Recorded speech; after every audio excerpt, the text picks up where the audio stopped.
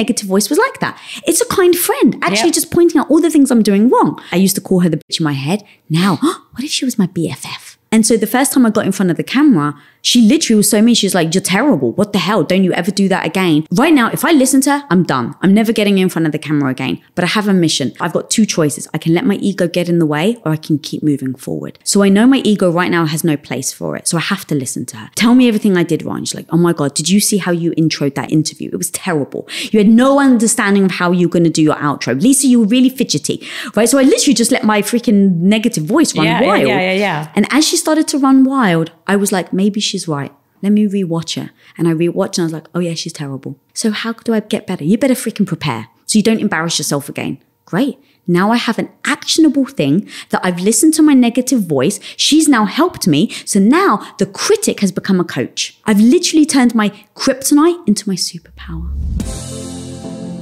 This is going to be a fun podcast today because I have my friend with me. I have Lisa Bilyeu, who wrote a very good book called Radical Confidence. This is what you're you've been like on 574 podcasts. This is like number 575. No, this is the special one, homie. Lisa. This is the special. And here's the thing: we were just saying off camera though, like, isn't it a beautiful world when you can make decisions in your life that end up leading you to a point here where I can sit here as my work to hang out with one of my homies. So true. Like I am, so thank you for having me. No, I'm so happy to have you. And like I'm saying, like this, it doesn't feel like work. And I feel like when I even read your book, I feel so connected because I know a lot of these stories. But to be honest, you went so deep into a lot of these things that I don't even know.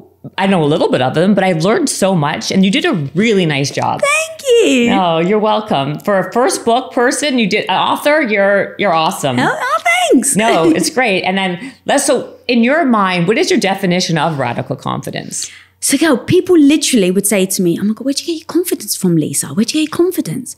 And it didn't feel real. I was like, who the hell are they talking to? Right. They can't be talking to me. It must be someone standing behind me. Because you know, when you're alone and you're by yourself, how you feel about yourself. And I didn't feel confident. I still have a negative voice in my head that wants to tell me I'm no freaking good. Like even like a year and a half ago when this literary agent first reached out to me and offered me the book deal, the first words out of my mouth was, who would buy a book from me? So that's where I started to really assess, what are people missing that they think I'm confident? And what I realized was that they just see me move forward. They see me show up. They see me stand in front of the camera. They see me going on stage. They see me writing a book. But what they don't see is the radical confidence, which means I'm freaking scared. I'm petrified. I know I'm not actually any good. Like to go in and say I can write a book is naive because I've never written a book before. So I went in very unprepared. Like I didn't have a skill set on how to write a book, but I don't let that stop me. Right. So what I did, radical confidence, is coming up with a way that you can show up even when you're petrified. Having a toolbox of things that you can turn to in moments where you feel petrified, in moments where you're walking into a room and let's say there's 10 other people way more experienced than you. Some people find that so fearful they won't even walk into the room. Right. And so the book really does break down, guys. I feel like this almost on the freaking daily. But I don't let it stop me. And so here's a bunch of tools and it's 10 lessons that, so 10 tools that you can use in moments of failure. When you fall to your knees, what do you do? How do you get back up? When you're so petrified, what do? When you have no skill set and the voice in your head is actually right and saying, you don't know what you're doing. And she's right. Maybe you don't know what you're doing. But how do you not let that stop you? That's radical confidence. No, I love it. And you just said it now, and it's also in the book. And I believe in this, that, people always think that the confidence is the end result. That's the end game, but it's actually not the end game. That's just you need to do shit to get that confidence, right? Yeah. So people are waiting and waiting for themselves to have confidence to then to do whatever they want to do. But that's how competence really kind of equals confidence, exactly. right? So that's actually the first thing that I say to people when people are like, I really want your confidence. And I'm like, okay, pause there. You want confidence to do what? And they'll kind of like look at me for a second. And they're like, well, what do you mean? I was like, well, what do you want to do with your confidence? It's like, oh, well, I want to, go for that job I've always wanted. I want to change the career. I want to tell my parents I no longer want to freaking study science and I want to be a stand-up comedian. Like, people want the confidence in order to do something. Yeah. And that's where I was. For 8 years, I was supporting my husband as a stay-at-home wife. I cleaned, I cooked, and that's all I did because I was waiting for something to happen. I was waiting for when we had the money, when we had the time, when we had the energy, when I had the confidence. And that when may never come. Absolutely. It's because I think this is what happens. You said it also. We get stuck for many reasons, right? But our background, you and I were talking about this before about something else, but like how we grew up, like what are the expectations that people put on us. So then we feel like we have to kind of follow a certain path, not the path that we want. And then life happens and you get stuck. Yeah. And that's happened to you, like, you're Greek and you have your family and that's what they expected. How were you able to kind of break that fear eventually, because it's like baby steps, right? Nothing just happens. But like, could you just talk a little bit of people who don't know, like a little bit about your background and how you were able to figure out like all these little things that kind of equal the toolbox, I guess? Yeah. God, this actually haunts me because I don't know how to. It's not that I don't know how to. When I was stuck for 8 years, I didn't realize I was stuck. Right. Most people feel that way. Yes. And so in writing the book, I've really tried to piece out how I can use certain things for other people to identify where they are. Because to your point, I believed that serving my husband, and when I say serving, I mean feeding him, cooking dinner and cleaning and stuff like that, was part of what my future was going to look like in a way.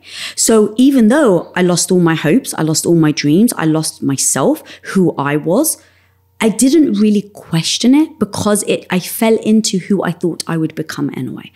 And so it's, in hindsight, it's what I call purgatory of the mundane. Yeah. So how many people do you know hit rock bottom?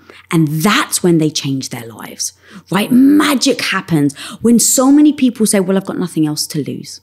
It's heartbreaking, so I don't want to obviously dismiss the heartbreak of being at rock bottom, but it can be beautiful. It can be a catalyst for a lot of people to get out. But for me, I didn't hit rock bottom. I had I was fine. How are you doing, Lisa? I'm all right. How's life? Fine. I'm all right. Good.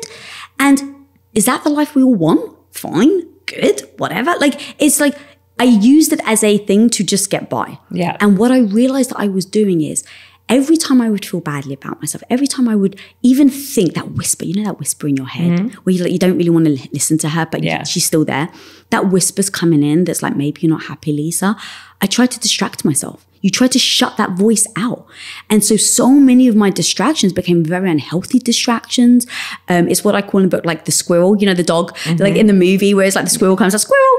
And so it's like, how do you kill the squirrels? How do you eliminate the distractions so you can actually look at the life you want and then maybe acknowledge that maybe you're in purgatory of the mundane? But for me, because I didn't hit rock bottom, I kept saying, every time that whisper would come in, I'd say to myself, well, how ungrateful am I to say that I'm unhappy when I have a husband that loves me? How ungrateful am I to say that I want to be, quote unquote, happy when I have a roof over my head? Right. Right. And so in moments of sadness, I use gratitude of like, oh my God, is this my life? But you have a husband that loves you. Okay, now I feel better. And yet, what kept me there for 8 years was every time I would say, I'm unhappy, that voice then turned into, but how ungrateful are you? And what I realized is you can be head over heels freaking in love with some parts of your life and utterly miserable and unhappy in other parts. And you have every freaking right to ask for a better life on the things that don't serve you or that doesn't make you happy.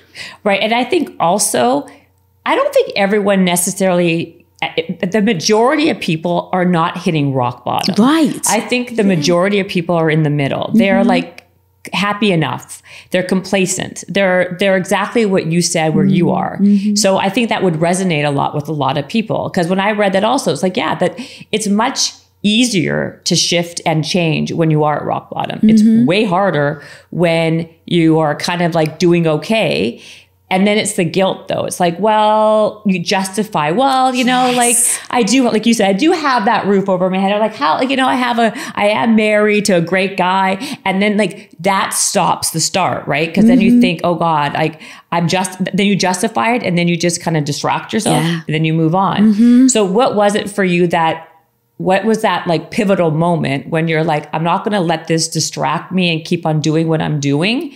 I'm going to actually like listen to this and kind of move in that direction that I want. Yeah. So this is what haunts me because Quest came along. And so I think to myself, what if Quest never came along? Right. So we were originally, the reason why I ended up being a stay-at-home wife was me and my husband wanted to make movies. We both had really bad experiences on film sets. And we're like, let's just make our own money. Shouldn't be too hard, right? Like, well, let's just make our own money and then we can make our own movies. And now we've got the dream life. So we just read an article where Steve Jobs talks about he just wore the same black shirt all the time because you can only make a certain amount of decisions in your life.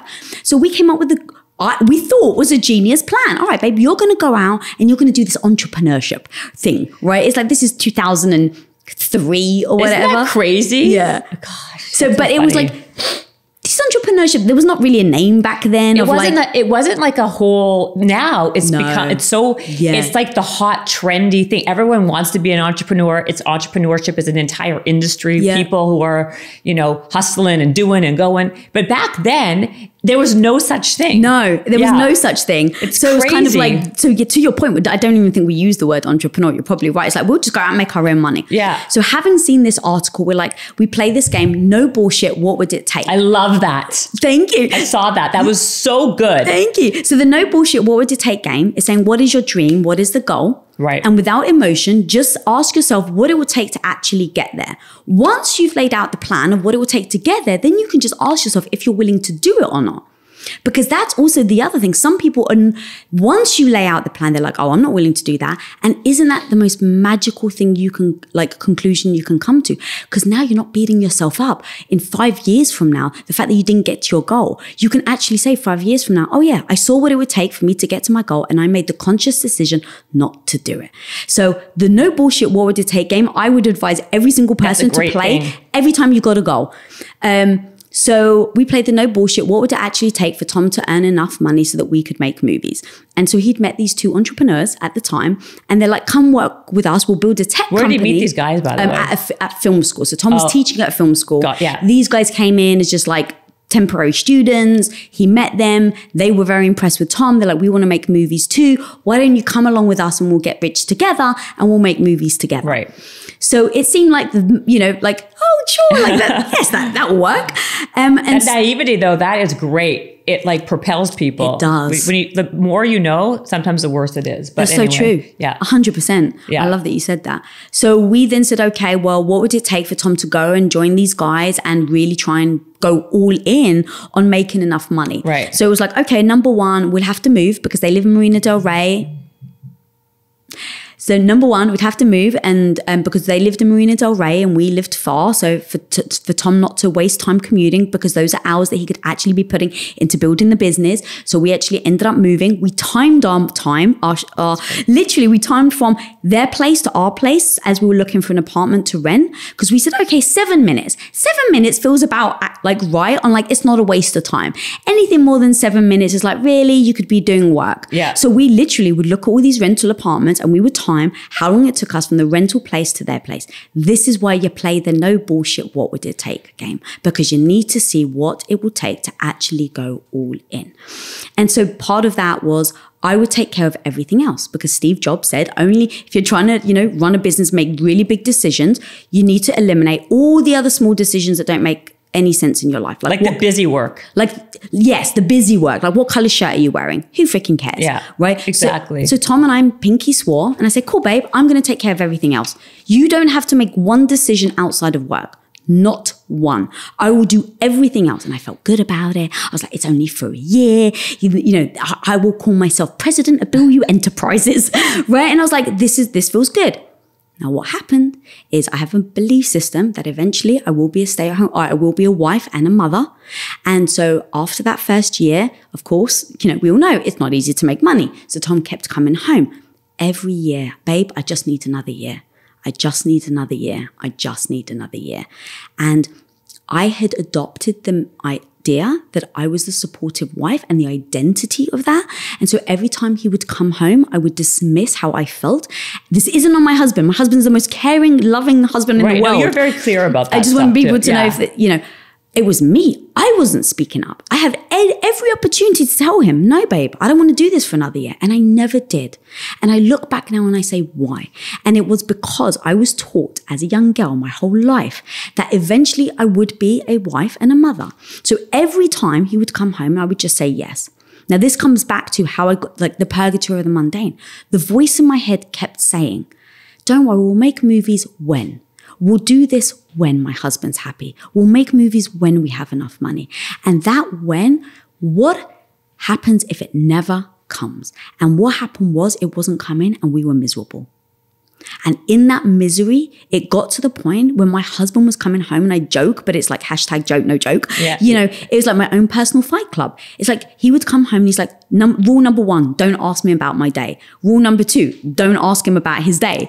And so I said, okay, what are we doing now? We've given up everything. We're working really hard for this dream, but this dream now has got lost. This dream went from we're going to make movies, we're going to make enough money to make movies, and now it's turned into we just need to make money. So what happened? And so eventually I basically said to him, babe, right, I don't care about money. At that point, we'd earn about a couple of $1 million in shares in the tech company he was building for 8 years. Right. Before it was even Quest. This was before Quest. Yeah, before. This was like the company that preceded Quest. So this was the catalyst. I said, I don't care about money. I don't care that we've just spent 8 years. Because how many of us, and this is what I was doing, this is how I got to the 8 years in the first place, said after year 6, well, I've got to keep going. I've just dedicated 6 years. I have to keep going. Right. And honestly, I want to punch myself in the face because that is heartbreaking. That I would rather spend more of my life in unhappiness because I don't want to feel badly about the 6 years I've already spent in unhappiness. Yeah. Like my mindset now wants to scream at myself because it doesn't make sense, but that absolutely was what I was saying. But it's also because there's fear behind it. People are afraid of the unknown. That's true. Right? Yeah. They're more comfortable with the devil they know versus the devil they don't know. Yeah. Right? So that's the thing. Like you have to kind of get yourself into a place where that mind, that you kind of reframe how you see things. That's true. Right? Yeah. So then what happens? So I literally said to Tom, I don't care about money anymore. We've gone off course. Like, what is life about? Like, I need you to be happy. Like, that was kind of, I wouldn't even, see, it wasn't even about my happiness. It was about his happiness. It was about his happiness. Right. And I said, babe, you need to be happy. Like, you quit. Like, this is now actually impacting our marriage. And I always said, I will follow you. You're ambitious. I love you. Let's go. Let's freaking, try anything. The only thing I'll never risk is my relationship with you, period. Right. And so he went in to quit to his business partners and they admitted they were miserable too. So then it was like, okay, what would we do for the rest of our lives that we actually loved? And that's where Quest idea was born. Now, I was still the supportive wife. Right. So Tom comes home, he's like, oh, babe, so we're putting up the house for collateral. And I was like, I'm sorry, excuse me. But again, I knew I could get another house. I can't get another husband. Right. And I knew who I married. I knew he was ambitious. So I'm very dedicated to that. So we're like, cool, great, let's do it. And he's like, but we have to sell this tech company before we can transition full-time into this other protein bar company. And because I was a supportive wife, babe, how can I help out? She's like, oh, just ship a couple of boxes from your living room floor. She's like, okay. And he's like, when we're at work, if you don't mind measuring some ingredients, and then we would rent kitchens on the weekends and in the evenings. And we literally were making bars by hand with rolling pins and knives with his business partners. And so I'm just standing there going, I'm a good supportive wife, whatever my husband needs. Now, what I didn't expect is that company would grow at 57,000%. Oh my God, it was insane. But it's a big far cry from a tech company to a protein bar company. Yeah. Like who came up with that? Like that? It was those three. So like, why? Where do they think of? Like basically the notion was instead of chasing money, which isn't bringing us happiness, right, what would we be able to chase every day and feel good about it? Great. Okay. And it was about a mission. Great. What is their missions? Tom's and my family have had a lot of weight issues. Tom's mum and sister morbidly obese. Right. And he gets worried about the fact that they're going to die early. So he's like, babe, you want to know something I can get up every day and fight for? It's my mum and my sister. That's what Quest meant to him. And so for me, it was same with my mum. I grew up with my mum was borderline anorexic and then like literally swung on the opposite direction and became clinically obese. I know. I want to talk about all the food stuff that you dealt with all this stuff. But you said something. So that was basically the mission, and that's where it pivoted. But I want you to say something that I think is really important. There's a difference between a mission and a goal. And I think people get confused, right? Yes. So tell us what you think. What is the difference in your mind between a mission and a goal? Okay. So I think it has to start with a mission. What is that thing that pulls at your heartstrings? That when you are on the ground, when you failed, let's say you've failed royally. Let's even say you failed royally in public. Everyone has seen it. How the hell do you get back up? You have to have way more than just like, oh, I want money. I want a nicer house. Like, that doesn't freaking get you out of bed, right? Like when you're feeling really down, that isn't a motivator. Right. And so what is that thing that pulls you at your heartstrings? That's the thing. So every time I feel badly about myself, every time Tom felt badly about himself, every time we fell, we were reminding ourselves about the actual people we were helping. That's the mission. Like if I get up today, if I overcome this insecurity, I could help my mum. I could help that anorexic girl right now that is out there not wanting to eat calories. And by me getting up today and helping make a Quest bar, I'm now changing her life and I'm potentially changing how she perceives food. That's a freaking mission. That's a mission. Yes. Then what's a goal? Then a goal. That's just an abstract, like right? That's more of like an umbrella, Correct. Right? Yeah. Now, let's say that's your mission. Let's just say you want to help people on their weight journey as a mission. Well, there's many different ways you can do that. You can create your own company like Quest Nutrition. You could work in sales for a health food company, right? You're still making sales. Right. You're helping people get on that path. So now you have to say, what's the goal? What's the thing that fills you up on a daily basis? So let's say, for instance, let me give you real time. My mission is to create content that is going to impact a 14-year-old girl to believe in herself so she doesn't have to spend the next 20 years unwiring the negative mindset I had. So that's my mission. It's very succinct. I know the who, it's the 14-year-old girl. It's the why, so she doesn't feel badly about herself like I did. And I know the how, it's through creating content. Right? So I've got my mission. I know how I'm going to go about it. And now how do I set goals so that I know I'm working towards the mission? So the goal is the how. The goal is yes, it is the how. So let's say creating content. Yeah. But now the goal is, okay, so let's just say I live in a world where I'm like, I'm creating content to impact girls. Well, how do I know if I've actually done it or not?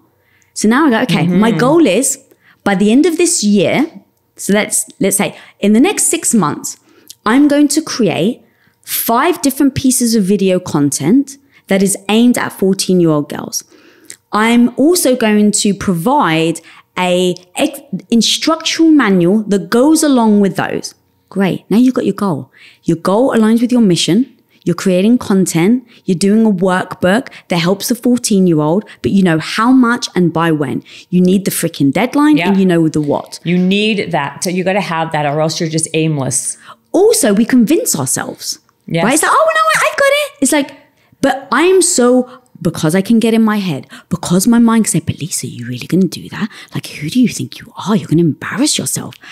That can get in the way. Right. And so now, but if I have a goal and I've written out what that goal is step by step by step, it becomes binary.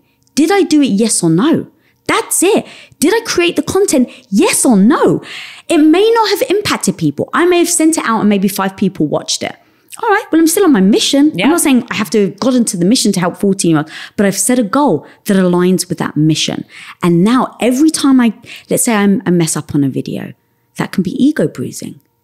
But having a goal, going, well, Lisa, you still got 4 more to do. Right, You just promised yourself your goal was 5. And now, instead of getting emotional, instead of getting in my own head about, oh my God, should I really press record on the second one? I was really bad. Maybe I shouldn't.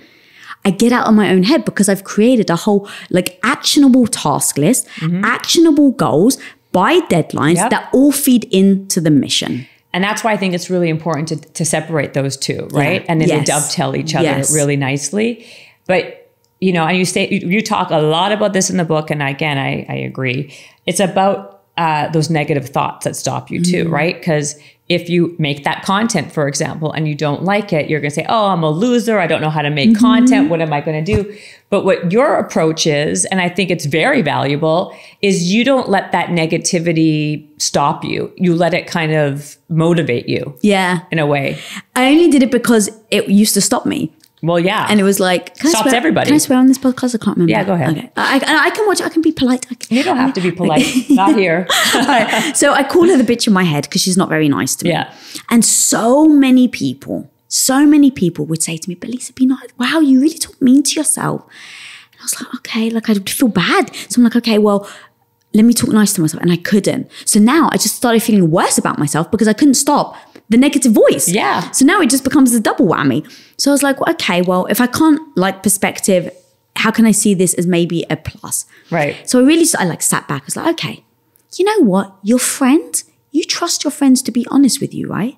To maybe tell you the hard thing. In fact, your partner, Tom, if I told my husband, babe, I really want to achieve this, and he sees me not acting in accordance to me saying what I want to achieve, he would come to me because he loves me and tell me the truth. Right. And what he would say to me is, babe, I know you said you wanted this, but you're not doing it. Right? He's going to tell me where I'm going wrong, and I want that. I was like, what if your negative voice was like that? It's a kind friend, actually just pointing out all the things I'm doing wrong. So it's like, instead of trying to be mean to her back and like fight her, let me put my arm around her, invite her in for a cup of tea. Let me listen to what my homie's trying to tell me. Right? And so I was like, how do I switch? The words matter. Okay, I used to call her the bitch in my head. Now, what if she was my BFF?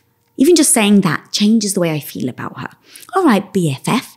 All right, my homie, what are you trying to tell me? And so the first time I got in front of the camera, she literally was so mean. She was like, you're terrible. What the hell? Don't you ever do that again. You're not even close to being as Tom. You literally embarrassed yourself. This is what the negative voice is saying. So I'm like, okay, right now, if I listen to her, I'm done. I'm never getting in front of the camera again. But I have a mission. So I understand what my mission is. And I understand that I've got two choices. I can let my ego get in the way, or I can keep moving forward. And now it comes to what's more important, your ego or your goal. Yeah. And in that moment, you just got to ask yourself. So when I asked myself that question, the answer was my goal. So it's like, great. Okay. So I know my ego right now has no place for it. So I have to listen to her. Tell me everything I did wrong. She's like, oh my God, did you see how you introed that interview? It was terrible. You had no understanding of how you were going to do your outro. Lisa, you were really fidgety, right? So I literally just let my freaking negative voice run wild. Yeah. And as she started to run wild, I was like, maybe she's right. And so she was like, Lisa, your intro was terrible. Maybe she's right. Let me rewatch her. And I rewatched and I was like, oh yeah, she's terrible. Okay, great. Now, the amazing thing about your friends is they're giving you a warning. So I'm like, all right, so how do I get better? You better freaking prepare so you don't embarrass yourself again. Great. Now I have an actionable thing that I've listened to my negative voice. She's now helped me. So now the critic has become a coach. She's literally told me all the things that I've done wrong, but she's helping me get better. And so now I've literally turned my kryptonite into my superpower. Yes. And you love those superheroes. I do. I do. I love it. I know. Like I was, Lisa, whenever I see Lisa, I always get a superhero present. And today she took her socks off and gave them to me because they were Wonder Woman. Because I was a horrible friend and couldn't believe that I bought you food. I did bring you food. Bars, I did bring you Quest bars. I do. But I didn't bring you something superhero. And I was like, I just put on my clean Wonder Woman socks on. I was like, I'm going to give you my socks. And you're like, you're not giving me. And I was like, yes, I am. And I took them, by the way. Yeah, because like, why wouldn't I? Right? I don't even care if they're dirty, not dirty. Because that's like, it's like I'm it's like Pavlov dog, like I'm so used to you walking in. So much. You give me the slippers. I took the slippers. I gave me the necklace. Now it's the socks. Yeah. And so next time I see you, I'm going to be wearing those socks. There you go. No, I love that. But you're lucky in the sense that you have a lot of drive. Right? Like you are actually even a perfectionist. Like your work ethic, you don't stop until and this is part of the success, right? Like, were you always this driven though? And this much of you don't care about how many hours you put in. It's kind of like par for the course. So yes and no. Okay. I've always been, if you give me a task to do, even when I was a kid. Yeah.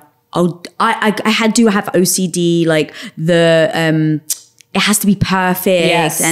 And I'm not saying that as a compliment though. It sometimes absolutely serves me and it sometimes becomes detrimental. Yeah. So it's like obviously became very much served me in my career and then utterly detrimental in my health because I told myself, hey, Lisa, you don't want to get fat, so don't eat fat or carbs. And I was like, okay, because I'm a perfectionist and I'm an OCD, it was very easy for me to not. And that's where a lot of my health issues came from. But with the business where I'm like, all right, Lisa, this is what it's going to take to be in business.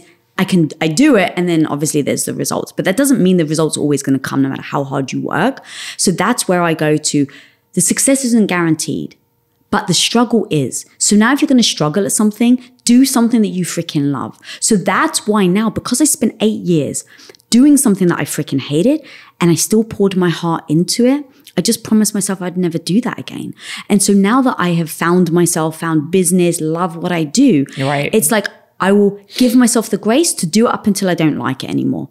And, you know, that's kind of because I never want to do something anymore that doesn't fill my heart up. But it is my personality to go all in. So then talk about this because it's in your book about, I call it disordered eating just because were you anorexic or were you bulimic or were you somewhere in the middle? What was your thing that kind of, because of the perfectionism and also the distraction, right? Yes. What was the reason actually that you became, what would you call it? I wouldn't call it anorexic, but I definitely had an eating disorder. I mean, it wasn't. Right, that's what I would say. Yeah, disorder for sure. You ate. It wasn't, yes. So very regimentedly though. Yeah, so this is where culture comes into play. I love my Greek culture, so this is not, I literally love them. But Greek women can be brutal. And when I say that, they'll literally, no shame, call you fat to your face. Yeah, I'm sure. They literally be like, oh, well, you know, you're so fat, you'll never have a baby. Like they'll actually say that to your face with no shame, with no shame. Yeah. So growing up, I heard women calling each other fat or like, oh my God, you've put on weight. Now here's what's interesting. If the guy puts on 30 pounds, it's like, oh my God, your wife takes good care of you. Right, totally. There's such a double standard. Double standards for sure. But look, I own my own response, like my own actions. So I saw this growing up. I saw that my mum was borderline anorexic. I then saw my 16-year-old sister at the time, who was very popular, go on one of those diet shakes. Mm-hmm. So I saw the impression, the understanding I had. What were you, by the way? What size were you? I was super skinny. So you grew up super skinny. I grew up super skinny. And then at the age of 16, as you start to blossom, I started to put on weight, and of course not in the places I really wanted to. Right. And so that's where it's like I was given accolades for being skinny, right? By all the women that the older generation. It's like, oh, you can eat whatever you want, you're skinny. Right. I then started to change. My family, again, being very Greek, didn't shy away from telling me. It's like, oh, guys, you can't eat whatever you want anymore. Now, I was bullied when I was younger. And so I finally got my first boyfriend, all while this was happening. What were you bullied for? I know you're right about the bullying. Oh, yeah. Just my big nose. I had the unibrow. Like one of those, like, you know, real of course big, I know thick, thick Greek things. Yeah. I had a head brace that wrapped all the way around the head with the elastic bands in the mouth with the metal. And then John I had Hughes film. Yeah, like a 16 candles. You know what I mean? Oh my God, I love that you just said that, girl. Do you remember? My heart, yeah. Oh my God. You know, I just think of like that movie. So it's like the nerd herd. From Revenge of the Nerds or all of those old movies. But I think we all were like that. But you know, like. And here's the thing, I do wonder how much other people have gone through the same thing and it just never hit them, right? Right. But like, I felt extremely insecure. I was teased for my looks. My brother and sister were born very naturally talented when it came to like maths and science. And I really struggled. And so when you're sitting around the dining table and my dad would just throw out math quizzes. And so I wouldn't know and my brother and sister would. I'm now like getting teased for my looks. My sister's very popular. My brother was very popular. So now all girls were only talking to me because they fancied my brother. Boys were talking to me because they fancied my sister. And here I was getting teased and bullied. So I just had low self-esteem.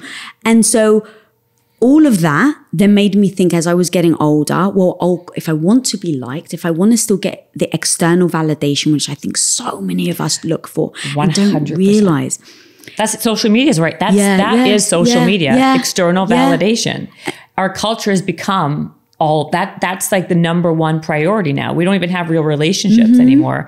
It's all like, who likes my picture and use this filter because I look better. And we want people saying all sorts of things. Yeah. So I feel like... And that's why I cover that in one of the chapters. Like, validation is for parking. Yeah. Because we all seek external validate. And not we all, I don't want to blanket statement that. But it's true. Most of us do.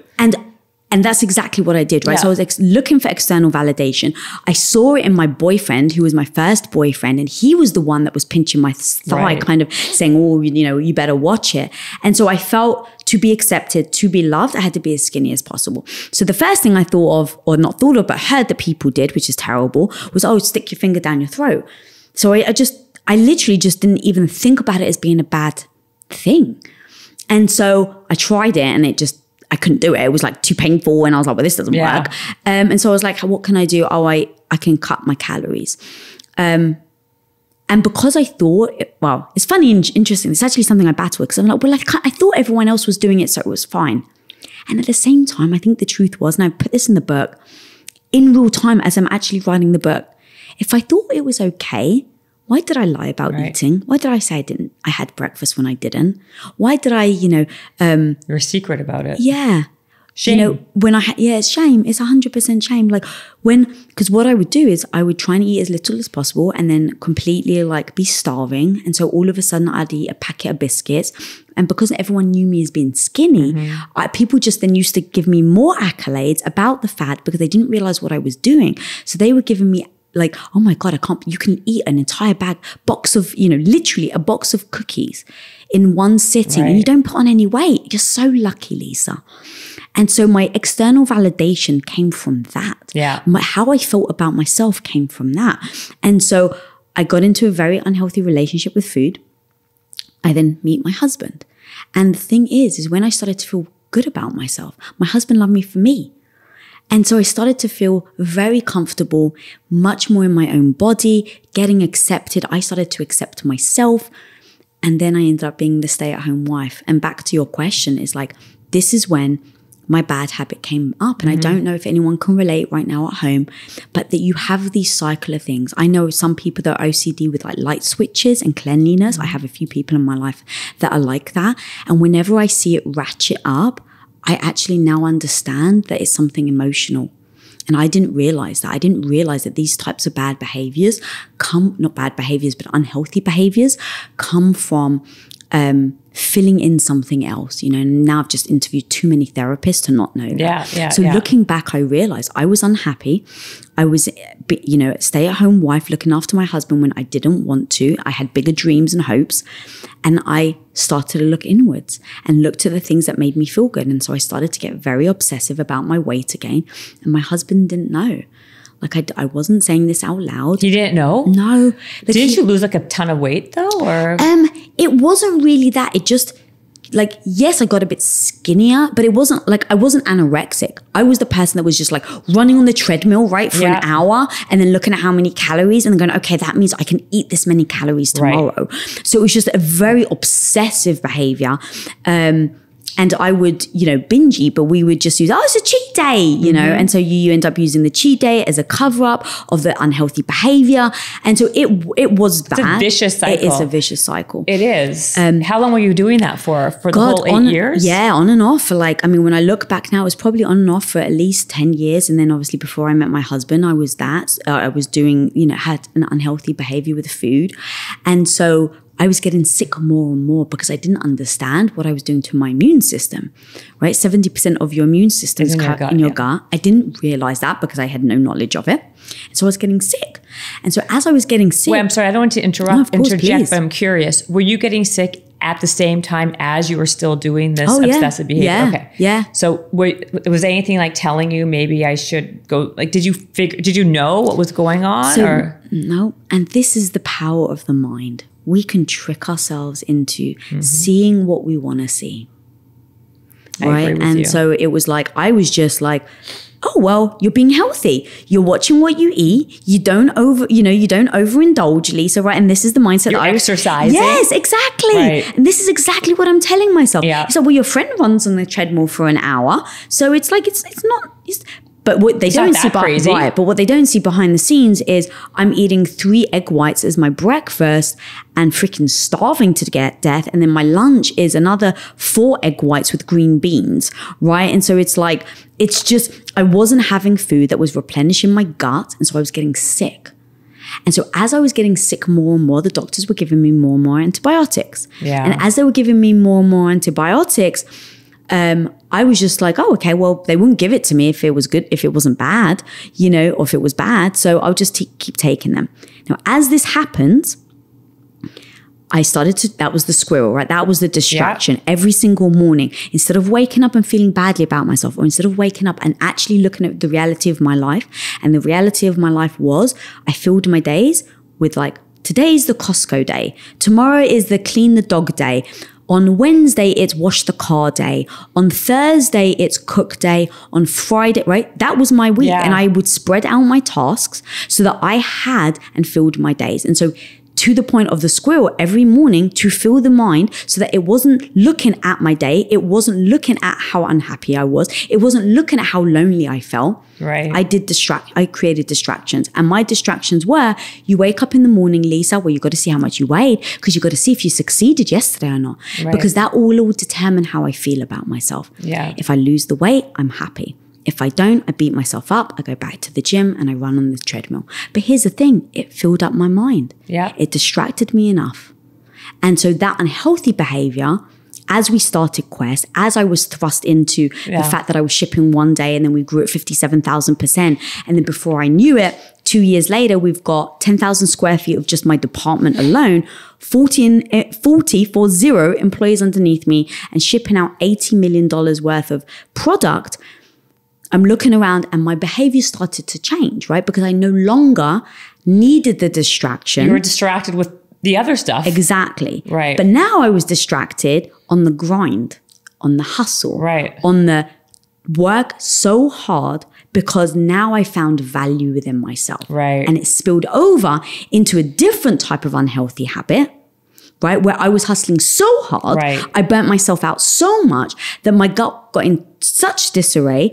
I kept getting sick. The doctor gave me antibiotics. At one point, I even remember him saying this to me, girl. He was like, I probably shouldn't give you this many antibiotics, but I still took them. And, where this story ends is the dream comes true. Quest is $1 billion company. We get the dream house. It's like the dream. Did you ever? I mean, but like the dream was like in the days that were really freaking hard. Yes. Tom and I would literally drive in our rickety car that had a hole in the exhaust, and it rattles. The Ford Focus. The Ford Focus. That the steering wheel rattles when you go over 60 miles an hour. On the days that we were really struggling, as Quest was growing, we would drive around Beverly Hills, using that as inspiration, right? Yeah. What house are we going to buy? And I'm a 90s hip hop girl. Yeah. So I was like, hence like very 90s. my fanny pack that I got on today. Exactly. I love it. It's like very like MC Hammerish. Oh, thanks. I was going for that kind of vibe. Working. So literally I was like, okay, what's that dream? Because to me, I have to feel it. It can't just be, I want a big house. Like I have to have an emotional feel. Yeah. So I was like, babe, I want to get a house with a waterfall. And when we get a waterfall, I'm going to get a bottle of Dom Perignon. We're going to blast some like hip hop music and I'm going to twerk for you. And I'm going to do our own private hip hop music video at home. That was the dream. Yeah. It's so hilarious. The freaking dream comes true. We get the house, we get the waterfall. I have a bottle of Dom Perignon in my hand. It is the day we're celebrating. It's not even like it was close to. It was the actual day, girl. I've got the bottle of champagne in my hand. I take a swig in celebration, and 15 years of bad eating, 15 years of taking antibiotics, literally felt like it ripped my gut apart in that one moment of that swig of champagne. And that is where my life changed forever. That was 6 years ago. I've still been, as you know, we've kind of met since then. That's been my health journey. And I hid it. And like I hid it for the first year. I didn't tell anyone because I was ashamed. Like how on earth could I say about health issues when I'm like co-founder of one of like the largest growing freaking nutrition companies in the world. Yeah. And I can't even eat our product. And I was shameful. I was embarrassed. And so that has been like really where a massive part of my growth has come from, is in owning the story, in looking back and saying, it wasn't the doctor's fault. It was my fault.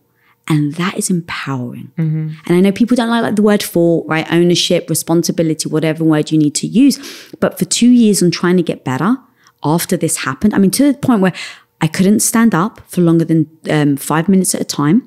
I couldn't wear a bra for more than 3 months because my stomach had protruded with inflammation so much. Like it got so bad, I could only eat around 4 or 5 ingredients. I'd lost 20 pounds. So I was 20 pounds lighter than you see me now. My hair. No way. Yeah. My hair, I'll show you a photo. My hair was falling out because I wasn't, eating because I couldn't eat. My nails were brittle. I was feeling faint. So all of this happened because in hindsight, I'd realized what had happened. Now, for the first year, I was trying to get better. I was blaming the doctors. Wow. Everyone was blaming the doctors. I can't believe the doctors gave you antibiotics. I was like, I know. Like, they will fix me. I'm going to go to the best doctors and they'll give me a pill or they'll figure me out. After a year, I was listening to all the experts except for myself. And so when doctors would say, oh my God, we've just done an allergy test and you say you only eat 4 ingredients, which was beef, lamb, coconut oil, and like salt, and chicken. They're like, your allergy test says that you're allergic to beef. And that was like one of my biggest staple items. Right. They're like, so you need to stop eating it. And instead you need to eat raw vegetables. Now, at this point, I'd been very okay eating fatty beef. And yet I ignored my body. I was like, wow, the expert told me I should eat this. I stopped eating fatty beef. I stopped eating the fatty protein that I was eating, went to raw vegetables, and it wrecked me for weeks, wrecked me. And from that point on, I was like, Lisa, you need to take ownership. If you can say it was me that did 15 years of bad relationships with food, it's not to feel guilty about it, it's not to feel badly, but just take ownership. Because if I can recognize I did that, if I can recognize the doctor said to me, Lisa, you know what? I shouldn't be giving you these antibiotics. Did I ever ask why? Did I go home and Google it? Did I do my own research? No. Did the doctor force feed me the antibiotics? No, I took them. That was a choice. And now, the most beautiful, freeing thing is if I can choose to take ownership over it, I can now choose to get myself better. I can take my power back and use it for good. I love that. And that's a great message too, for people to hear. Now, how did you get over the food disorder though? I know you said you had another distraction and like, are you over it? Do you still have bouts of it? I mean, it doesn't just disappear. Yeah, no, it doesn't. And in that moment where it was years and years. I mean, I'm talking, girl, literally, like on the first birthday I had after my gut wrecked, I was like, I'm not going to celebrate my birthday. And my husband's like, what do you mean? I'm like, babe, I can't even walk.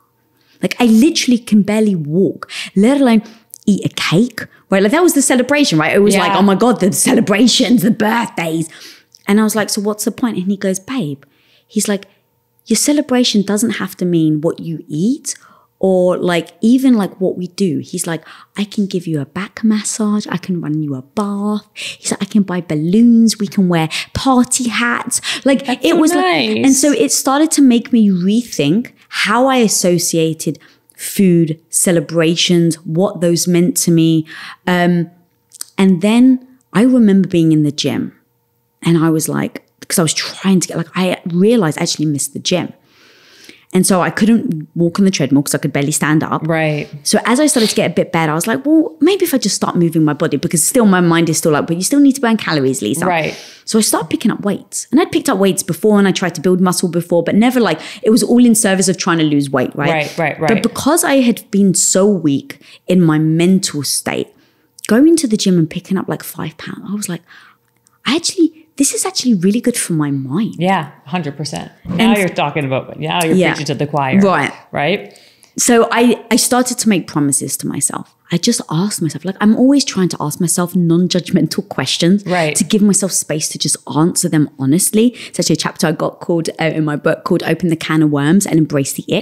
The can of worms is the hard questions and the ick is facing all the things that come with asking that hard question.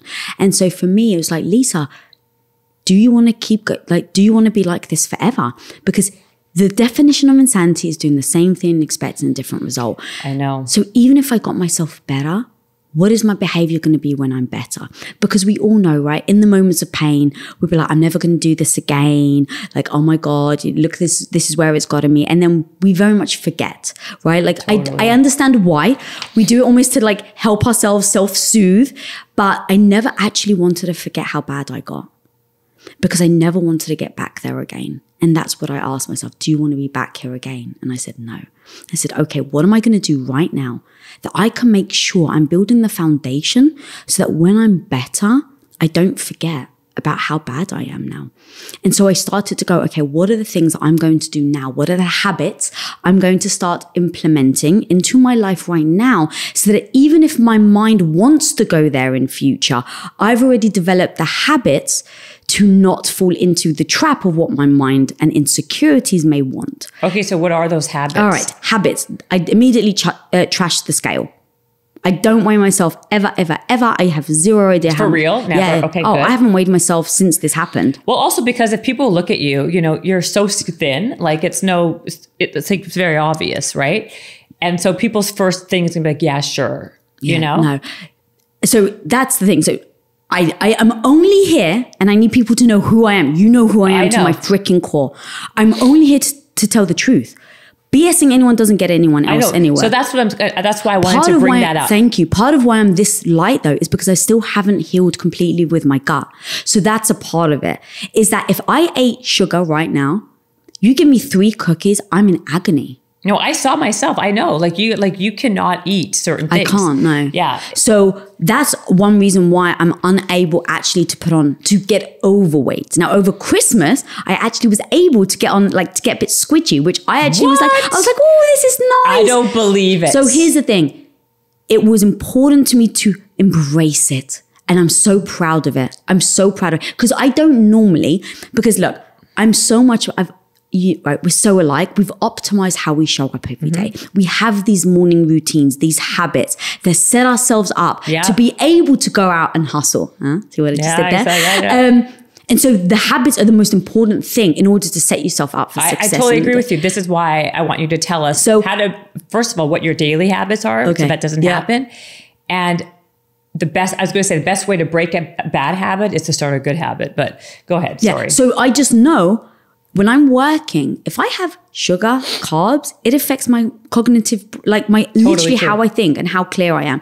Because I went for, I want to say at least 2 years. Is that accurate? I never want to lie. So I'm like, is that right? It's like at least 2 years I went without having any sugar because I couldn't eat. So imagine 2 years of not having one bit of sugar. Or processed foods. In fact, I won't actually go even deeper. It was processed foods. Everything was freshly cooked because that's the only thing I could stomach. Grass-fed was the only thing like it all made a difference. So now imagine when you don't eat like that and then slowly you can. Now, when I eat a cookie, homie, I wake up the next day, my body it can feel I have inflamed joints. Like I really notice the difference. I'm so in tune with my body. Right. So if on Christmas I don't need to make business decisions. So I was like, I can eat a cookie a day and I'm actually okay. And I will embrace the fact that right now I've made the decision that I don't have to be cognitively completely aware and I actually don't mind if my joints hurt because I'm enjoying time with my family. So I could eat more.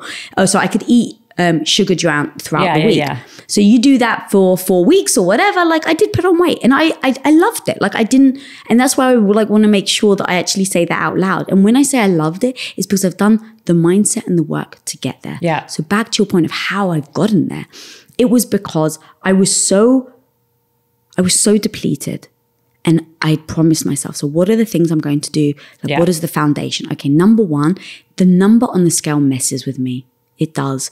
I'm not even looking at, what if I'm putting on muscle? What if I'm getting stronger, right? Like the different things, instead of losing weight, I want to get stronger. Just like the words I'm using in my head of like going to the gym, how much weight can I lose today? Am I down in weight today? All of that is very negative versus me going in like, oh my God, can I get stronger today? Can I lift that 7.5 pounds and I couldn't yesterday, right? Like that is something that I could it's me against me in the sense of like the strength. And once I started to adopt that, it started to change my mindset and how I started to think about things. So then I went to birthday parties. What emotions do I have tied to food right now?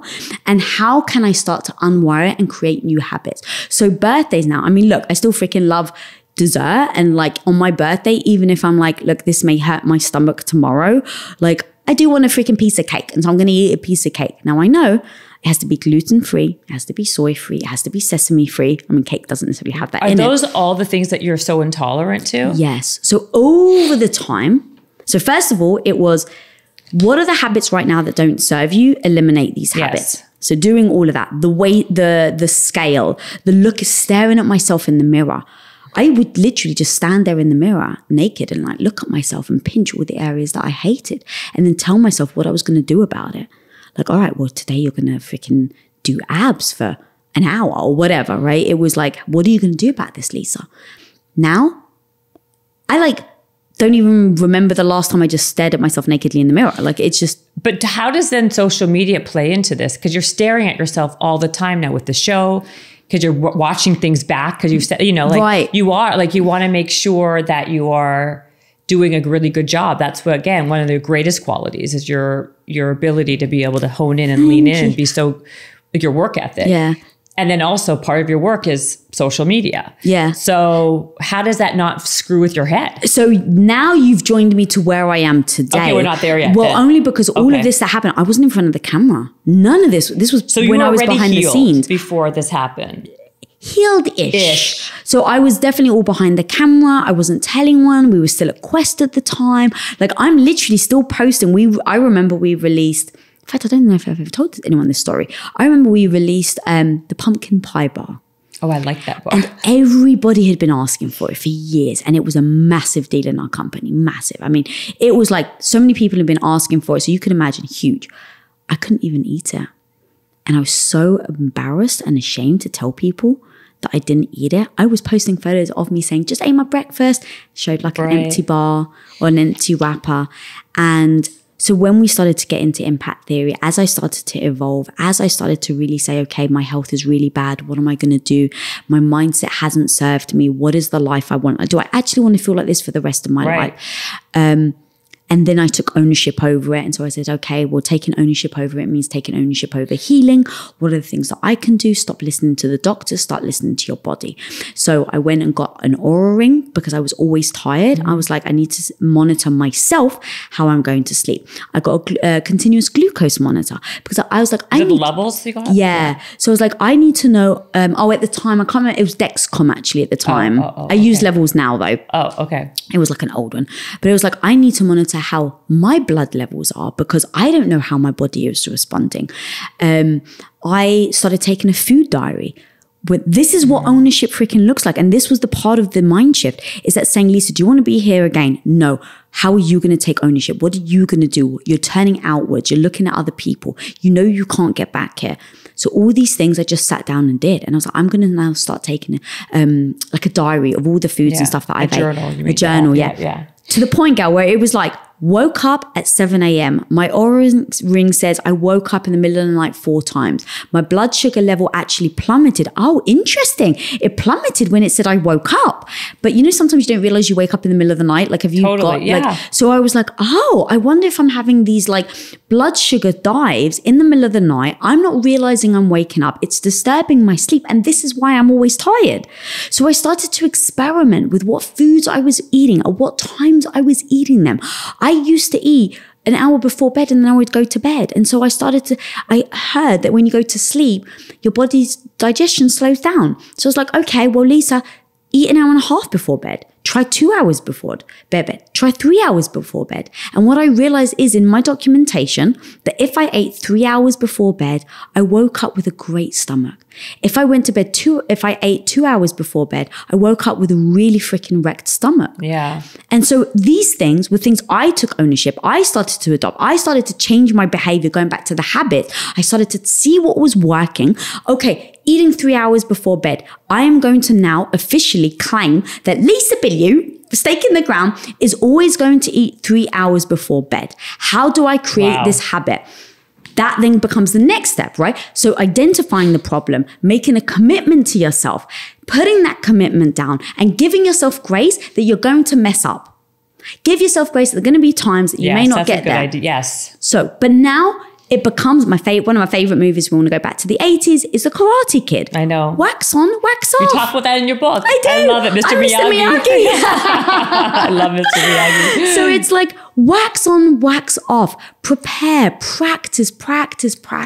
And it's like, exactly. It's practice, and keep on, it's trial. Everything in life is trial and error. Yes. You don't know what you don't know. And the only way to do that is to try. Yeah. Right. And that's exactly what I did. So it was like, okay, I had my first skill. I was like, all right. Or my first promise. Lisa, if you go to bed at 9 o'clock every night, which me and my husband do on the dot, I have to now eat, let's say at 6. But I say 6, but my last bite, because that's what I realized. Oh, Lisa, it's not start at 6 because now it's not 3 hours anymore. So I had to work backwards, going to your point about refine, right? So I was like, oh, it's not 6 o'clock. I actually have to eat at 5:30.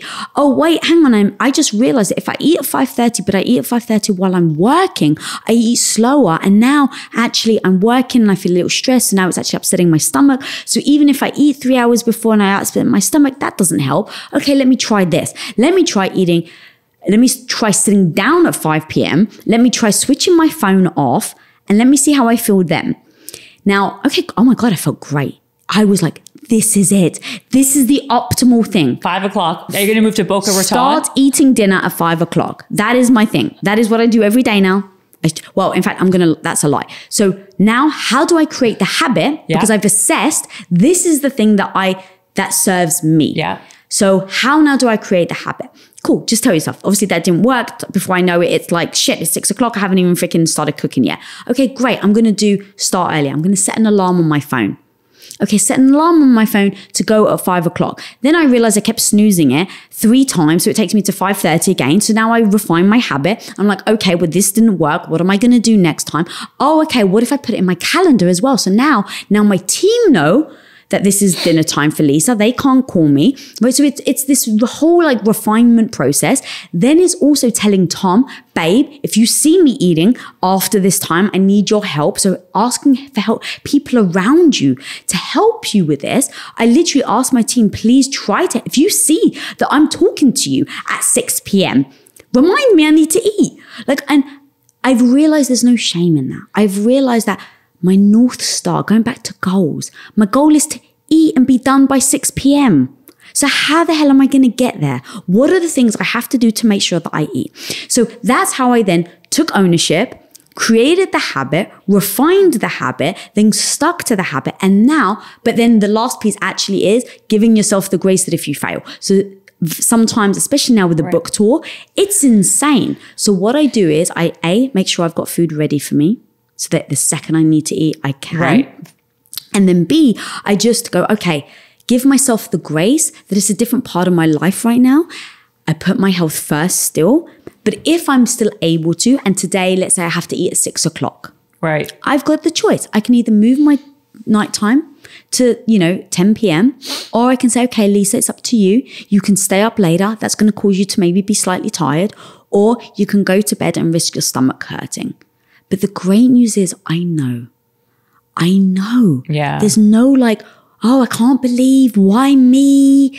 The ownership part of it, the whole part of this, right, is the fact that I was able to do the work, create the habits, see what works for me, and then refine it and then use it as my superpower. Yeah. And also you're in control of exactly what the end result would be.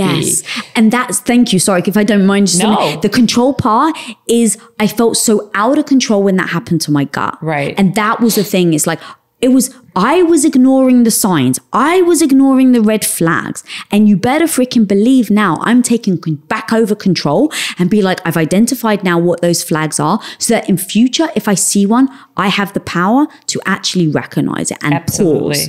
So what is your nightly routine? And by the way, are you never eating dinner with Tom, or is he eating? Oh no, we don't eat dinner together. What time is he eating dinner? Oh yeah. So we made an agreement as husband and wife and as business partners that Monday to Friday, he can eat dinner by himself and I can eat my dinner by myself because we've got different habits.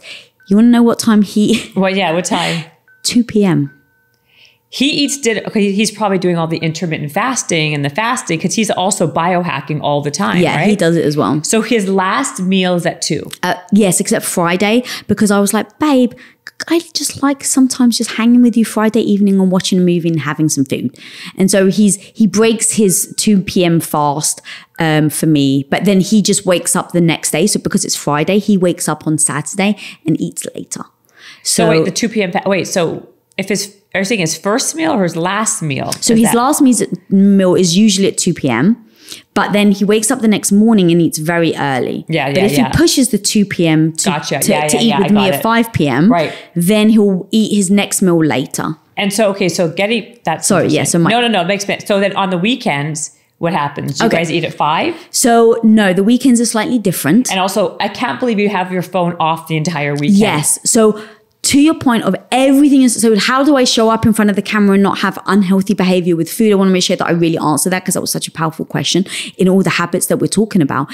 Is that everything that we're saying with these habits, with adopting like, okay, there's things that I know about my body. So it's not about, I don't want to be obsessive anymore. And that's the thing. It's like, I don't want to be like, fuck, I'm not eating at 5 p.m., which is why I know how to optimize myself.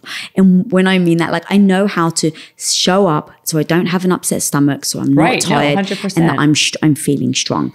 And now I can give myself the grace that if days I want to stay up late, I just know what's going to happen the next day. At least you're not going to be as sharp. Great.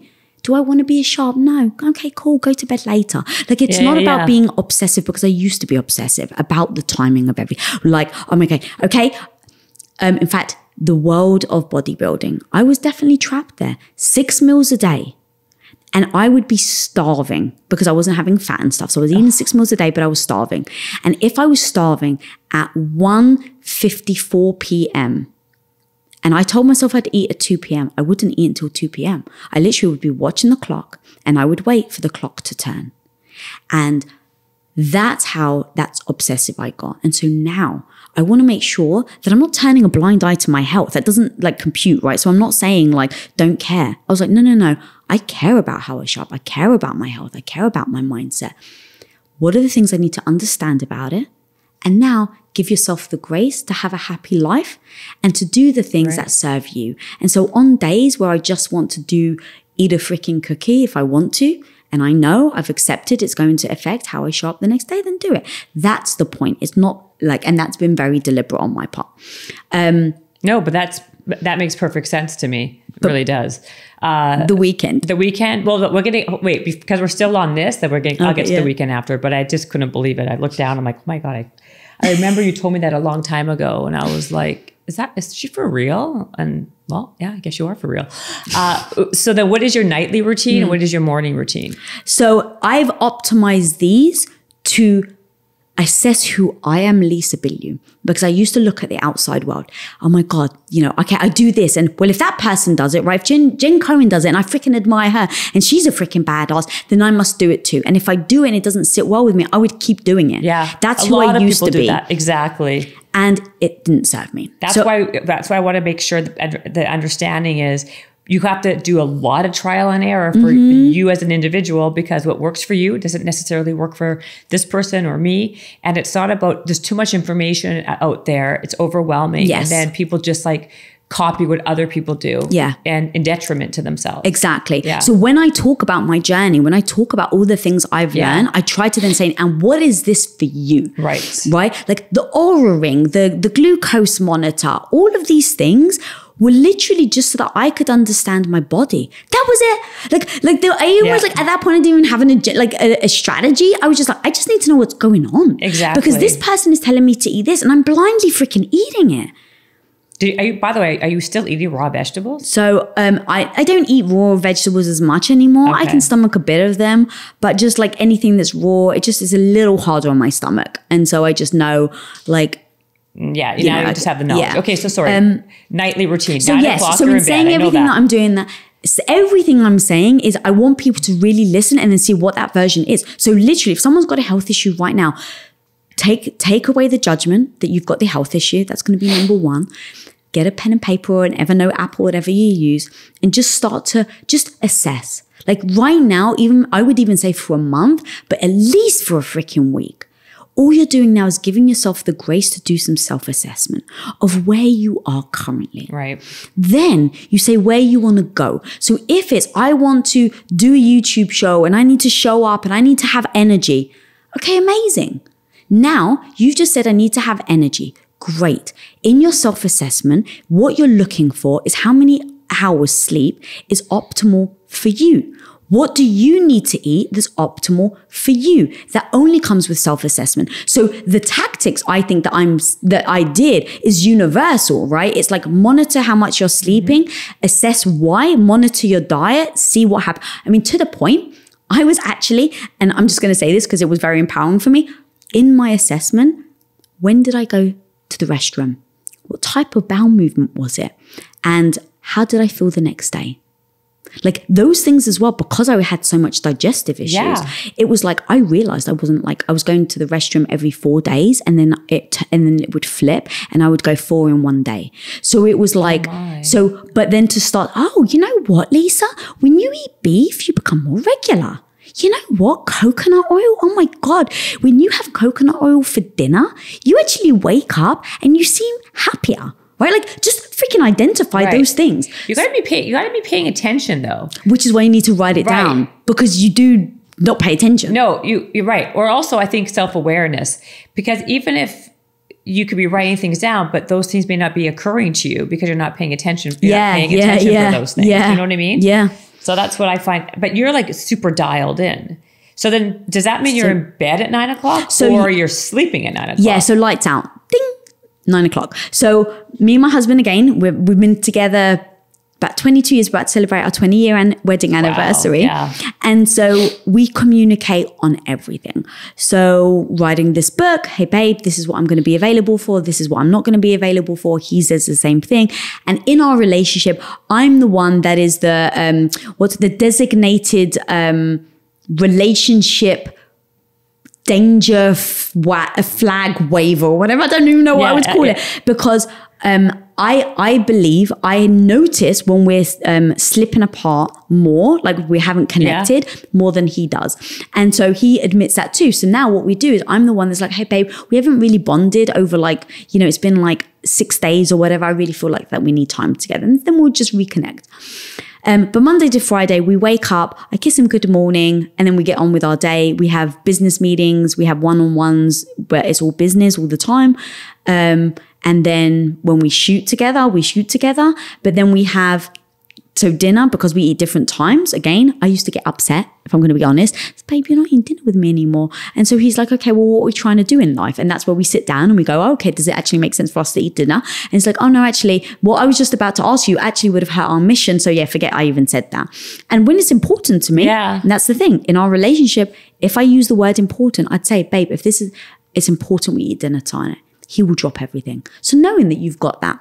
The communication is so vital. Yeah. And you guys have very, very strong communication. Yes. If you can teach that, because I think that's where people get really, really stuck. Yeah. And becomes a really bad, that becomes the downfall. Yeah, 100%. Yeah. But because we're like so into like biohacking ourselves, and because of my own health issues, he loves like trying to optimize his life as well. And so when you've got someone that geeks out over that stuff with you. Totally. So like our temperature when we go to bed is at like, our room is at 67 degrees because that's the optimal temperature that you're supposed to have sleep.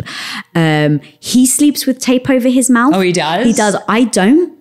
There's a part of like, I'm kind of worried, like the claustrophobia. Yeah, I know people do it and they say it's like a game changer, but it just seems a little weird to me. He's sworn it's a game changer. So it's one of these things that I'm like, to ignore it would be to be dismissing something that I could be using as a tool to help me show up better the next day. So I recognize, and I've given myself grace. Right now, especially as the books, like if that ruins my sleep, I'm not going to be happy. Yeah. So I've just told myself this actually may be better for you. But right now I'm actually not willing to test it. Yeah. So I've just told myself once the book is out, then I'm going to test it, which is fine. But the rule of the house. So again, I always make sure I stop work at 8 p.m. Now I'm saying that with some caveats. So I have a rule of how Lisa shows up all the time. And then sometimes it's just not doable and I won't beat myself up over it. But my rule is I need at least an hour to myself every night. And what do you do in that hour? whatever I want, pluck my eyebrows, watch Friends on reruns, literally just whatever you want. Whatever I want. It's usually kind of just like hanging out. Like I don't go on social media. I try not to do any of that. But it's usually just like watching a crime show or something, to be honest. Like, you know, Tom comes in, he's like serial killer documentary, and he's like, how do you sleep at night? I tell you, every girl I know. That's why those shows are like number one on every streaming network. And it's all the girls. The guys are not even watching it. Oh, it's my husband walks in, he's like, babe, this show gives me anxiety. It's so funny. And he's like, you've got a woman screaming and you've got like... And you're riveted. Yeah. I'm like, babe, did you hear what happened? This guy... Like the whole Ted Bundy thing. No matter how many documentaries I watch on Ted Bundy. I know. I'm like fascinated by him. Me too. Have you seen The Staircase? Yeah. You should watch it. Maybe. I can't remember. Is that Netflix? It is Netflix. Yeah, I think I might have. Yeah. I just watched so many of them. I know. It's like you get confused. Yeah. But does he go to bed at 9 then too? So we get to bed. We go to bed at the same time. Okay. So the hour for me, that was, I used to feel so guilty. When we were working at Quest, there was no way. I stopped drawing, which is like my creative space. I would never give myself permission to hang out and watch TV on a weekday. Like, no way. That means, Lisa, you're not working hard. That means you're lazy. That's how I used to think. Wow. But now, because of everything that happened, and I want to make sure that I still answer that earlier question, it's like the thing that I make sure that I do, like how I don't allow the body dysmorphia to penetrate my mind is I don't focus on it. I focus on all these other things that make me feel good about myself. So I focus on getting my hour of self-care time at the end of the day where I get to watch my serial killer things, right? Like I focus on those little things. Yeah. And so, but even that, because of the book right now, there are moments where I'm not getting to bed at 9 and I'm not able to have the hour to myself. And I've just given myself the grace to say, okay, Lisa, you're in this period right now, but I make a promise to myself, I won't spill over because of my gut. Yeah. So where is that fine line? And so now what I do is like, if I have to stay up later, I'll stay up later. But my gut, I will listen to. Right. So if my gut starts to hurt, if I start to get a stomach upset, if I'm not able to eat, like those are big freaking signs. And I literally will stop everything and say, I'm not working until I can get my health back on, because I know where that leads to. Right. And it's a priority of yours. It's a priority. It's a non-negotiable. Exactly. Which is why the nighttime practice is just as important as the morning, which is very interesting how a lot of people focus on the morning routine. But you get set up for that. Oh, the setup is always the most important thing. Yes. I know. I never really understood that too, because if your nighttime is off, your morning is off. Just naturally. So what is your morning then? What time do you wake up in the morning? Yeah. So I'd never set an alarm. So that's part of your nightly routine, because if you go to bed at a decent hour, you don't have to set an alarm. Now, so many people would be like, how the hell do you do that? I'd never wake up in time. It's slow progress. Right? It's like, I used to go to bed at 1 a.m. just to give people, and then wake up an alarm. So it becomes a incrementally go to bed earlier on days you don't have to set an alarm, or just get in bed at 8 p.m. And it's like, if you have to lie there awake for an hour, then you lie there awake for an hour. Like, you're never going to get to where you want to go unless you start somewhere. Yeah, 100%. So the night before is in bed, lights out, temperature is important. Oh, and the one more thing to add is Tom and I do not share bed sheets. What do you mean? We have our own duvet covers, separate duvet covers. No way. Yeah, I almost can't believe people don't do this. It makes perfect sense. That's why I can't believe people shared brilliant blankets. Wait, okay. Do you have your own Is your mattress one of those No. Although he's saying that, he does have one of those cool, what they call? Yeah. I have one of those. I didn't love it. He's got one on his side. I don't know. I don't remember, because I got cold every night with it. But I know they're very popular. So he has one of those on his side. Yes. So you don't share duvets. Yep. Because that's so smart, though. Different body temperatures. Oh, God. Like, my husband is 6 foot and has testosterone. I'm 5'1" and have estrogen, right? Like, it's like, I mean, look, obviously I have testosterone. It's more complicated than that. But the point close being, enough. That's amazing. But the point being is your body temperatures are different. And then also, I love snuggling my blankets, and I'm selfish. in bed, like that came out wrong. We're going to keep it exactly that was an amazing line. I'm selfish in bed. Oh my God. I want that as a gift, girl. Yes. I'm selfish in bed. That'll be a meme I'm going to give you. Yeah. That's hilarious. So we basically just have different body temperatures, go to bed before 9 p.m. I don't set an alarm. Tom gets up at like 3:30 in the morning. He doesn't set an alarm. That's just the time his body wakes up. In the morning? I wake up at 6. So just to give you an idea of how different even those are. So by the time I wake up, he's already done 3 hours of work or whatever. What the hell is he doing at 3:30 in the morning? Dude, he works 120 hours a week. Oh, you know what? We literally calculated that the other day. 120. So what does he do at 3:30? I got to get him back on this podcast. What is he doing? So, we're building out our Web3 division of our company. I mean, he runs the business. What time does he work out? He has like 3 shows a week. Yeah, he works. Like he is a beast, though. And here's the thing. In fact, I know that we've got to go. This is one of these very powerful moments, though. It was hard for me to separate myself with his work ethic and my work ethic. Because here's the thing. To your point earlier, like, I'll work hours. But he makes me look like I'm a lazy bum. Oh, he makes anybody look like they're lazy, though. But now what I used to do is try to keep up. And I saw where that happened. Oh, right? That's a very good point. And so now I have my whole evolution over the last 6 years that we've been talking about my gut issues.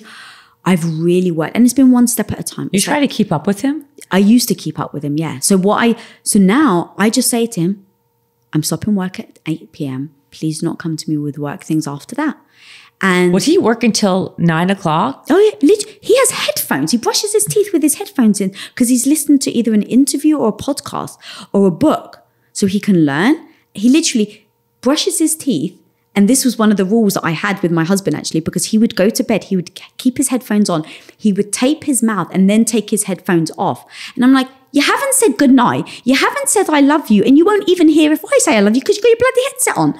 So, but here's the thing. I love my husband. Right. He wants to optimize his hours. I'm not going to hold him against that until it starts to become a problem in my relationship. And that's when I'm said to him, you take your headphone, please, babe, I would love it if at 8:58 you took off your headset, you gave me a kiss on the lips. You told me you loved me.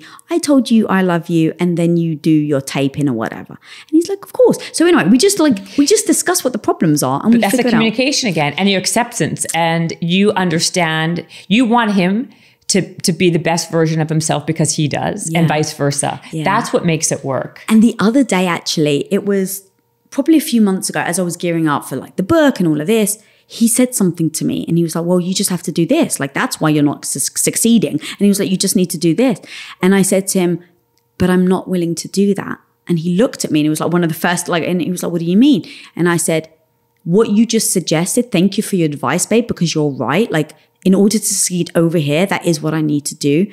But I've actually decided I'm not willing to, because of that I've recognized it's going to spill me over into my being detrimental to my health. Yeah. And so, but what I went into, and I was like, so please don't make me feel guilty. And as I said that out loud, I was like, hang on. I literally, in real time, I was like, but so please don't make me feel guilty. And I was like, oh, hang on a minute. I was like, sorry, babe. My guilt has nothing to do with you. Actually, it's got to do with me. And I was like, thank you for giving me your advice. And I've heard you and I've decided not to. Because I was telling him not to say it. Yeah. Because in him saying it, I was feeling guilty. But now I'm putting my emotional reaction on him. Right. But as my partner, we've made a promise to each other to tell each other when you're not acting in accordance with the goal that you said you want and the person you said you want to be. So he highlighted it. I paused and I took on that myself and I said, this is for me to process. And this isn't, my guilt has nothing to do with him. Right. And keeping people at a high standard though, by calling them on their shit or understanding when, like, I think that's such a great, this should be like a relationship. You guys, I mean, I know you guys do this anyway, but there's a lot of like life lessons in all of this stuff that you talk about with him and your relationship. But then you wake up at what time then? 6 o'clock? So I wake up at around 6 o'clock. He's the one, and then I first thing I do is I kiss him good morning. Nothing happens until I kiss my baby on the lips good morning. And I give my little baby girl, my little fluffy girl, a kiss on, well, I was going to say kiss on the lips. She kisses me on the lips with her cuteness. And then I make my coffee. And this is one of our relationship things, is know your partner's language. My partner's language from my husband, not from other people, but from Tom, is acts of service. And him showing me that he's taking time out of his day to do something for me. Usually it's spending time with me, but from Monday to Friday he can't. Or we don't. So what he does every day is he boils my kettle for me. Every day, without fail. And so I wake up at 6 a.m, I go downstairs, I give him a kiss, my kettle's all nice and hot, I have a cup of tea, I thank him because I feel considered, I feel thought of, because he's borrowed my kettle. That's literally all I need. Like, I have literally felt the love in my heart because he's done that. I take my headset, I take my coffee, I go down to the gym, I do an hour in the gym. I usually do around 30 minutes to 45 minutes on like weights. I never step foot on a treadmill, ever. To all weights now? Yeah, all weights for like years and years and years. I can see that. I can see why, for sure. And I literally just say, what muscle do I fancy working today? What did I lift last time? I'm going to see if I can bench press this much today. And I'm like, oh shit, I didn't do that. And like the other day I was like, I'm going to do a little push-up challenge. Push-up challenge. You saw it. Yeah. That's cute. And that literally was like, I just want to have fun today. And the weights aren't doing it for me. And so I just gave myself, like, instead of getting back into the habit of, but you said you were going to do weights. Right. No. Because every time I go to the gym now, I don't think about how much weight am I going to lose? How much am I going to run on the treadmill? I just say, what is the fun I can have today in here? And so sometimes it's lifting very heavy. Sometimes it's like standing on the balance ball and just trying to balance yourself for 5 minutes. Like, that's how I've shifted my mind so that I don't slip into the bad habits. If someone called me fat now, let's just say they did. I don't think that but here's the point, right? It's important to know I cannot let external people, opinions, thoughts impact what I do and how I think of myself. And so that's why I go into the gym and say, what's the fun I'm going to have now? And then freaking music, girl. I will sing at the top of my lungs to the point where Wookie started barking, like recently, where like she could hear me all the way upstairs and I was all the way in the gym. And I was singing because singing is so it just like makes me happy. Yeah. And so I totally understand that. And so that's part of my morning routine because I've moved my body, I've strengthened my mind, and then my body, the mind part first, and I've got my body to move. I've listened to music. I've got to sing out loud. There's something about the energy of singing out loud. Like you said earlier, right? I'm a Survivor by Destiny's Child. Love that. Get those freaking lyrics in front of you and sing them your heart out. Exactly. Or find a song that you like. Yes. One thing we didn't, and this is also, you can read Lisa's book and find out more, but you talk a lot about boundaries in your book because that's how you also can achieve, like, to make sure that your non-negotiables are being met and how you can prioritize certain things. Because when you let outside, like you were saying, external forces, kind of penetrate where then you can't actually achieve your goals, it becomes, that becomes a downfall. Yeah. But you talk, I mean, this has been going forever. I'm so sorry. No, go. You fucking, I'm loving chatting to you. Oh, but this is amazing. I'm sorry. This is like hours on. Oh, and in fact, so you need to reread one of the chapters, girls, that talks about stop saying I'm sorry.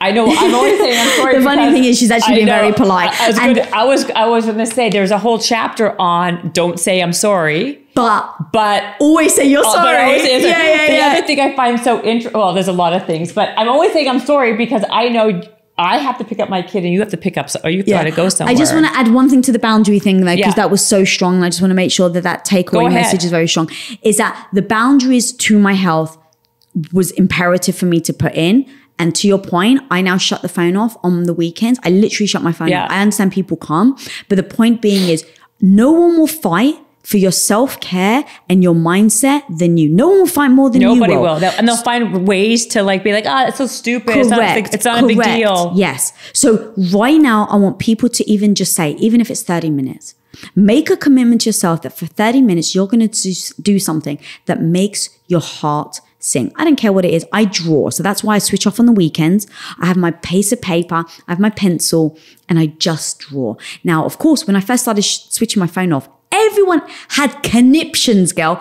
Conniptions. You can't switch your phone off. And I stuck firm because I was like, this is what I need for my body and my health. Yeah. And in staying firm, what ends up happening is, it's so funny people do this. First, they'll push back. Then they'll accept it and then they'll praise you for it. And then they'll be inspired by it. Say that again. I think that is exactly what happens. They first push back. Yeah, they first push back, then they'll accept it, then they'll maybe praise you for it, and then they'll be inspired by it. Or the other way, they would be inspired and then praise you. But that was exactly what happened. Everyone said, there's no way you can switch your phone off. What if I need you? I just said, well, let's go through all the scenarios. What would you actually need me for? Okay, well, what if someone dies in your family? You immediately ping Tom, of course. Well, what if it's someone in your business? Well, people have Tom's phone number. So if it's an emergency, I'm with him. But what if it's someone, there's something happens? Well, if they don't know someone that knows Tom, then I'm sorry, you're not close enough to me to warrant myself disturbing my self-care time. So I stuck to my guns. It wasn't easy. And that's the thing, because you have no idea how freaking petrified I was to stick to my guns, but I knew why I was doing it. I had my why. So I kept sticking to it. Eventually, now, you know what people say? Well, Lisa, I'm not going to bother you on the weekend because your phone's not going to be on and it's your self-care time. Good. And now other people are starting to do that for themselves. So again, I understand it doesn't have to be a long time, but you have to make the commitment. You have to stick to it. You have to just know no one's going to fight for it more than you. So if you don't fight for it, you can't expect other people to respect that boundary. I love that. Okay, where do they find you? Because we got to get out of here. Yes, girl, thank you. I freaking love you, homie. I love you too. So much. Thank you so much for having me on. I really do. This was great. And well, first tell people I got to tell you I love you first. Come on now, that's more important. Go to radicalconfidence.com. There's a whole bunch of like freebies, bonuses, like some really good stuff over there. So if you go to radicalconfidence.com to get that, if you pre-order the book or buy it in the first week, and then Lisa Bilyeu on Instagram, on Twitter. And Women of Impact on YouTube. Come on, girl. I love this. Okay, bye. Habits and hustle, time to get it rolling. Stay up on the grind, don't stop, keep it going. Habits and hustle, from nothing into something. All out, hosted by Jennifer Cohen. Visionaries, tune in, you can get to know them. Be inspired, this is your moment. Excuses, we ain't having that. The Habits and Hustle podcast, powered by Habits.